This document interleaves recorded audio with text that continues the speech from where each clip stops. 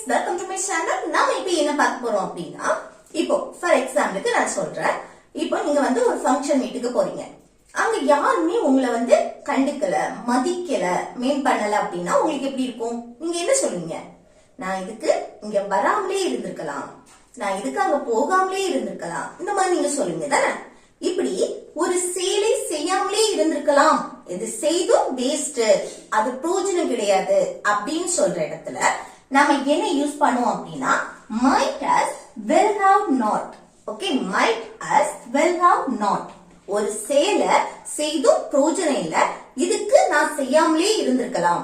இப்போ பாருங்க, நீங்க நல்லா படிக்கிறீங்க, எக்ஸாமுக்கு படிச்சு என்னது சம்டைம்ஸ் ஃபெயில் ஆகுறீங்க, இல்லைன்னா நினைச்ச மார்க் கிடைக்கல. அப்ப நீங்க என்ன சொல்லுவீங்க? இதுக்கு நான் படிக்காமலே இருந்திருக்கலாம், இந்த மாதிரி நீங்க சொல்லுவீங்கல்ல. இப்படி ஒரு செயலை செய்தும் பிரயோஜனம் இல்ல, அது வேஸ்ட் அப்படின்னு சொல்ற இடத்துல இத நான் செய்யாமலே இருந்திருக்கலாம் அப்படின்னு சொல்லும் போதுதான் நாம இந்த ஸ்ட்ரக்சர் யூஸ் பண்ணுவோம். சரியா? இத பத்தி பாக்குறதுக்கு முன்னாடி நம்ம சேனல் ஃபர்ஸ்ட் டைம் பாக்குறீங்கன்னா சப்ஸ்கிரைப் பண்ணுங்க, கூட இருக்க பெல் ஐகானை கிளிக் செய்து ஆல் ஆப்ஷனை எனேபிள் பண்ணுவீங்க. அப்பதான் நம்ம சேனல்ல போடக்கூடிய வீடியோஸ் எல்லாம் உங்களுக்கு நோட்டிபிகேஷன் வரும். ஓகே, இல்ல ஃபர்ஸ்ட் பாருங்க, ஸ்ட்ரக்சர் எப்படி இருக்கும்னா, ஃபர்ஸ்ட் சப்ஜெக்ட் இருக்கும், அடுத்து என்னன்னா might as well have not. Okay, ஒரு செயலை செய்தும் பிரயோஜனம் இல்ல, இத நான் செய்யாமலே இருந்திருக்கலாம் அப்படின்னு சொல்ற இடத்துல இந்த ஸ்ட்ரக்சர் யூஸ் பண்ணும். அடுத்து verb V3 ஃபார்ம்ல இருக்கும், அதாவது பாஸ்ட் பார்ட்டிசிபிள் ஃபார்ம்ல இருக்கும். அடுத்து ரிமைனிங் இருக்க வேர்ப்ஸ். சரி, ஓகே. இப்போ எக்ஸாம்பிள் பார்க்கும்போது உங்களுக்கு கூட கொஞ்சம் புரியும். நம்ம சொல்லுவோம்ல, இதுக்கு நான் அங்க போகாமலே இருந்திருக்கலாம். இது எப்படி சொல்லுவோம்? இதுக்கு நான் அங்க போகாமலே இருந்திருக்கலாம். எப்படி சொல்லுவோம்? ஃபர்ஸ்ட் என்ன சப்ஜெக்ட் வரணும் தானே? சப்ஜெக்ட் என்னங்க? நம்ம அங்க போகாமலே இருந்திருக்கலாம். அந்த இதுக்கு அது ஒரு பேச்சு வாக்குல நம்ம யூஸ் பண்றது. இதுக்கு நான் அங்க போகாமலே இருந்திருக்கலாம், இந்த மாதிரி. அப்ப நம்ம அப்படின்னு சொல்லும்போது சப்ஜெக்ட் வி. ஓகே, நம்மனா தன்னையும் தன் கூட இருக்கிறவங்களே சேர்த்து பேசும்போது சப்ஜெக்ட் வி. சரியா? அதுக்கு அடுத்து என்னது? might as well have not. might as well have not. அடுத்து verb என்ன? போகாமலே இருந்திருக்கலாம். அந்த போகக்கூடிய செயல், போறதுக்கு இங்கிலீஷ்ல go, அதோட பாஸ்ட் என்னது? went. Past participle gone. Okay, அடுத்து அங்கனா there. அப்போ இதுக்கு நான் அங்க போகாமலே இருந்திருக்கலாம் அப்படின்னு சொல்றதுக்கு எப்படி சொல்லலாம்? we might as well have not gone there. Okay, we might as well have not gone there. Okay, அடுத்து நெக்ஸ்ட் பாருங்க, இதுக்கு நம்ம இங்க வராமலே இருந்திருக்கலாம். இது எப்படி சொல்லலாம்? இதுக்கு நம்ம இங்க வராமலே இருந்திருக்கலாம். அப்போ சப்ஜெக்ட் என்ன? நம்மனா we. அடுத்து என்ன வரணும்? might as well have. அடுத்து not. அடுத்து என்ன? verb. இங்க வராமலே இருந்திருக்கலாம், வரக்கூடிய செயல். வாரதுக்கு இங்கிலீஷ்ல come, அதோட past came, past participle come தான். அடுத்து இங்கன்னு சொல்லும்போது here. ஓகே, அப்போ இதுக்கு நம்ம இங்க வராமலே இருந்திருக்கலாம் அப்படின்னு சொல்றதுக்கு எப்படி சொல்லலாம்? we might as well have not come here. Okay, we might as well have not come here. அடுத்து நெக்ஸ்ட் பாருங்க, இதுக்கு நான் படிக்காமலே இருந்திருக்கலாம். நம்ம சொல்லுவோம்ல, எவ்வளவு படிச்சோம் வேஸ்ட் ஆயிட்டு, நான் ஃபெயில் தான் ஆயிட்டேன், இதுக்கு நான் படிக்காமலே இருந்திருக்கலாம் அப்படின்னு சொல்றது. இதுக்கு நான் படிக்காமலே இருந்திருக்கலாம். சப்ஜெக்ட் என்ன? நான். சப்ஜெக்ட் ஆயி அடுத்து என்ன வரணும்? might as well have not. அடுத்து என்ன வரணும்? படிக்காமலே verb, படிக்கக்கூடிய செயல். படிக்கிறதுக்கு இங்கிலீஷ்ல study, அதோட பாஸ்ட் studied, அடுத்து பாஸ்ட் பார்ட்டிசிபிள் studied.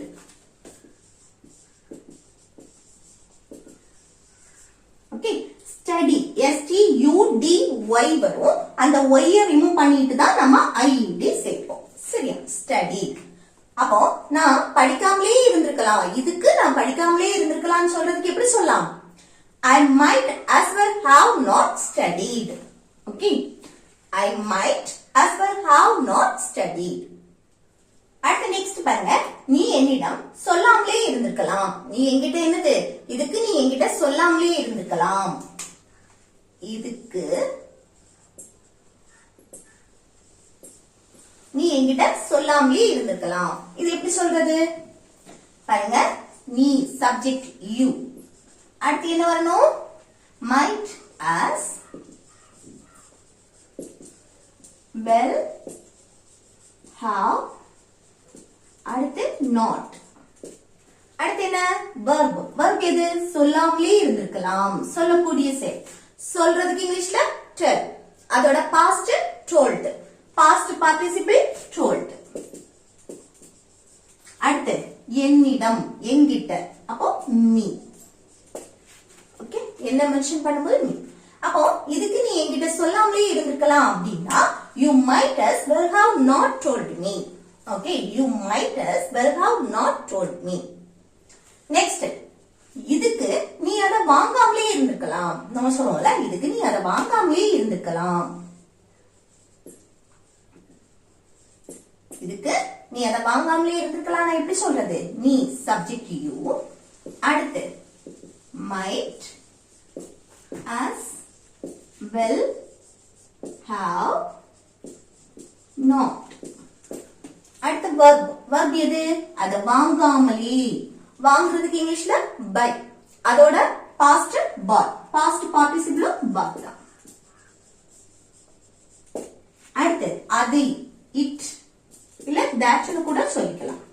ஓகே, அப்போ இதுக்கு நீ அதை வாங்காமலே இருந்துக்கலாம் அப்படின்னா எப்படி சொல்றது? you might as well have not bought it. Okay, you might as well have not bought it. Next, நீ அதை செய்யாமலே இருந்திருக்கலாம். இதுக்கு நீ அதை செய்யாமலே இருந்திருக்கலாம் அப்படின்னு சொல்லுவோம்ல, செய்தும் பிரயோஜனம் இல்ல, இது வேஸ்ட். சோ நீ இதுக்கு செய்யாமலே இருந்திருக்கலாம் அப்படின்னு சொல்றதுக்கு எப்படி சொல்லலாம்? நீ சப்ஜெக்ட் யூ, அடுத்து might as well have not. Okay, அடுத்து என்ன? verb. செய்யாமலே இருந்திருக்கலாம். ஒரு செயலை செய்யறதுக்கு இங்கிலீஷ்ல do, அதோட past did, past participle done. அடுத்து அது, it இல்லனா that. ஓகே, அப்போ நீ அதை செய்யாமலே இருந்திருக்கலாம் அப்படின்னா இது எப்படி சொல்றது? you might as well have not done it. Okay, you might as well have not done it. Next, இதுக்கு நீ சமைக்காமலே இருந்திருக்கலாம். அவங்க சமைக்கிறது நல்லா இல்ல, சோ நம்ம என்ன சொல்லுவோம்? இதுக்கு நீ சமைக்காமலே இருந்திருக்கலாம் அப்படின்னு சொல்லுவோமா? அப்ப இது எப்படி சொல்றது? சப்ஜெக்ட் நீ யூ, அடுத்து might as well have not, அடுத்து verb எது?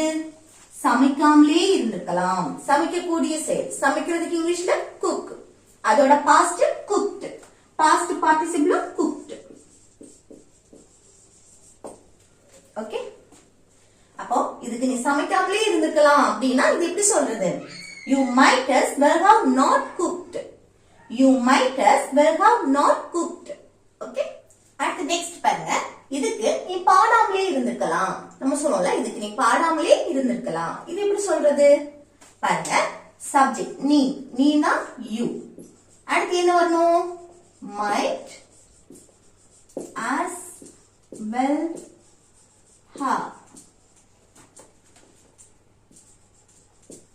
not, அடுத்து என்னது? verb. verb எது? பாடாமலே இருந்திருக்கலாம், பாடக்கூடிய செயல். பாடுறதுக்கு இங்கிலீஷ்ல என்னது? sing, அதோட past sang, past participle sang. sing, sang, sang. Okay, அப்போ இதுக்கு நீ பாடாமலே இருந்திருக்கலாம் அப்படின்னு சொல்றதுக்கு எப்படி சொல்லலாம்? you might as well have not sung. you might as well have not sung. Okay, அடுத்து நெக்ஸ்ட் பாருங்க, இதுக்கு அவன் பஸ்லயே வந்திருக்கலாம். நம்ம சொல்லுவோம்ல, இதுக்கு அவன் பஸ்லயே வந்திருக்கலாம். இது என்னது? நம்ம பாசிட்டிவா சொல்றோம். பஸ்லயே வந்திருக்கலாம், அவன் நடந்து வந்ததுக்கு இதுக்கு அவன் பஸ்லயே வந்திருக்கலாம் இப்படி சொல்லுவோம்ல. இதுல பாருங்க, நீ பாடாமலே இருந்திருக்கலாம். இது பாசிட்டிவ், அவன் பஸ்லயே வந்திருக்கலாம், பாசிட்டிவா சொல்றோம். அப்ப பாசிட்டிவா சொல்லும்போது எப்படி சொல்றது பாருங்க, அவன், அவனா சப்ஜெக்ட் ஹி. அடுத்து என்ன வரணும்னா, இங்க பாசிட்டிவா சொல்லும்போது might as will have இதோட ஸ்டாப் பண்ணனும், not வராது. ஓகே, நெகட்டிவா பாடாமலே இருந்திருக்கலாம், உதவி செய்யாமலே இருந்திருக்கலாம், அவங்க கிட்ட பேசாமலே இருந்திருக்கலாம், அங்க போகாமலே இருந்திருக்கலாம். இந்த மாதிரி நெகட்டிவா சொல்லும்போது not is சேர்ப்போம். இது அவன் பஸ்லயே வந்திருக்கலாம், அவனுக்கு ஹெல்ப் பண்ணி இருக்கலாம். இந்த மாதிரி நம்ம சொல்லுவோம்ல. பாசிட்டிவா சொல்லும்போது அங்க என்னது, நம்ம not சேர்க்க மாட்டோம். சரியா? அப்ப பாருங்க, சப்ஜெக்ட் he. அடுத்து என்ன வரணும், might as well have. அந்த not வராது. சரியா? அப்போ have அதோட முடிஞ்சு அதுக்கு அடுத்து என்ன வரணும், verb வரும். verb எது, அவன் பஸ்லயே வந்திருக்கலாம், வரக்கூடிய செயல். வாரதுக்கு இங்கிலீஷ்ல come. அதோட past came, past participle come தான். அடுத்து பஸ்லயே, பஸ் மென்ஷன் பண்றோம். இப்போ வந்து நம்ம பஸ்ல வந்திருக்கலாம், பைக்ல வந்திருக்கலாம், இந்த மாதிரி ஆட்டோல வந்திருக்கலாம், கார்ல வந்திருக்கலாம், ட்ரெயின்ல வந்திருக்கலாம். இந்த மாதிரி நம்ம சொல்லும் போது அதை மென்ஷன் பண்றதுக்கு முன்னாடி பை போட்டுட்டு அந்த பஸ் அதை அப்படியே எழுதணும். சரியா? By bus. அப்போ இதுக்கு அவன் பஸ்லயே வந்திருக்கலாம் அப்படின்னா he might as well have come by bus. Okay, he might as well have come by bus. Next, இதுக்கு நீ உதவி செய்யாமலே இருந்திருக்கலாம். நம்ம சொல்லுவோம்ல, இதுக்கு நீ வந்து ஹெல்ப் பண்ணாமலே இருந்திருக்கலாம். இது எப்படி சொல்றது பாருங்க, நீ சப்ஜெக்ட் யூ. அடுத்து என்ன வரணும், might as well have not. அடுத்து என்ன வரணும், verb. உதவி செய்யாமலே, உதவி செய்யறதுக்கு help, அதோட past helped, past participle helped. Okay, அப்போ நீ உதவி செய்யாமலே இருந்திருக்கலாம், நீ ஹெல்ப் பண்ணாமலே இருந்திருக்கலாம் இதுக்கு அப்படின்னு சொல்லும்போது எப்படி சொல்லலாம், you might as well have not helped. Okay, you might as well have not helped.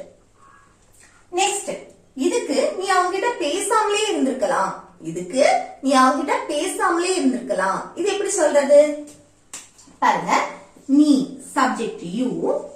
அடுத்து என்ன வரணும், might as well have not.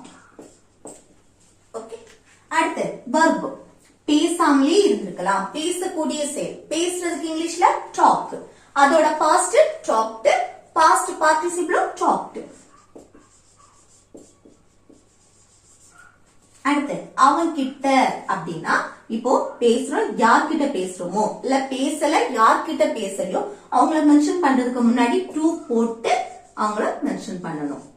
அவன் கிட்ட ஒரு ஆன மென்ஷன் பண்றோம், அப்போ ஆப்ஜெக்ட் வந்து him வரும். ஓகே, டு போட்டு him. அப்போ இதுக்கு நீ அவங்க கிட்ட பேசாமலே இருந்திருக்கலாம் அப்படின்னு சொல்லணும்னா எப்படி சொல்றது, you might as well have not talked to him. You might as well have not talked to him. Okay, அடுத்து நெக்ஸ்ட் பாருங்க, இதுக்கு நீ காரை கழுவாமலே இருந்திருக்கலாம். இது எப்படி சொல்லலாம், இதுக்கு நீ காரை கழுவாமலே இருந்திருக்கலாம். கார் கழுவுனது என்னது, ஒழுங்கா கழுவல, சோ நல்லா இல்ல. அப்ப இதுக்கு நீ காரை கழுவாமலே இருந்திருக்கலாம், கழுவி வேஸ்ட் அப்படின்னு சொல்றது. சரியா? அப்ப எப்படி சொல்றது, நீனா யூ. அடுத்து என்ன வரணும், might as well have. அதுக்கு அடுத்து not தானே. அதுக்கு அடுத்து verb. கழுவாமலே இருந்திருக்கலாம், கழுவக்கூடிய செயல். கழுவுறதுக்கு இங்கிலீஷ்ல wash, அதோட past washed, past participle washed. washed. அடுத்து காரை அப்படின்னா the car. ஓகே, அப்போ இதுக்கு நீ காரை கழுவாமலே இருந்திருக்கலாம் அப்படின்னா you might as well have not washed the car. Okay, you might as well have not washed the car. Next, இதுக்கு நீ வரையாமலே இருந்திருக்கலாம், வரைஞ்சது நல்லா இல்ல, சோ நம்ம என்ன சொல்லுவோம், இதுக்கு நீ வரையாமலே இருந்திருக்கலாம் அப்படின்னு சொல்லுவோம் தானே. இது எப்படி சொல்றது பாருங்க. நீ சப்ஜெக்ட் யூ, அடுத்து என்ன வரணும் might as well have not. அடுத்து என்ன வரணும் verb, வரையாமலே இருந்திருக்கலாம். வரைகிறதுக்கு இங்கிலீஷ்ல draw, அதோட past drew, past participle drawn. Okay draw. அப்போ இதுக்கு நீ வரையாமலே இருந்திருக்கலாம் அப்படின்னா you might as well have not drawn. You might as well have not drawn. Okay. அடுத்து இதுக்கு நீ ஜன்னலை திறக்காமலே இருந்திருக்கலாம். நம்ம சொல்லுவோம்ல இதுக்கு நீ ஜன்னலை திறக்காமலே இருந்திருக்கலாம். இது எப்படி சொல்றது சப்ஜெக்ட் யூ நீ, அடுத்து என்ன வரணும் might as well have not. அடுத்து verb, ஜன்னலை திறக்காமலே இருந்திருக்கலாம். திறக்கக்கூடிய செயல், திறக்கிறதுக்கு open, அடுத்து opened, அதுக்கப்புறம் past participle opened. opened, அடுத்து ஜன்னலை அப்படின்னா the window.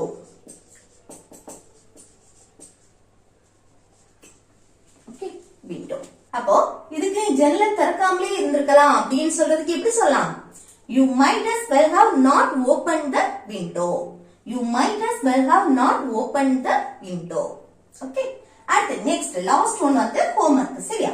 இதுக்கு நீ அவங்கிட்ட கேட்காமலே இருந்திருக்கலாம். நம்ம சொல்லுவோம்ல இதுக்கு நீ அவங்கிட்ட கேட்காமலே இருந்திருக்கலாம். இது எப்படி சொல்றது?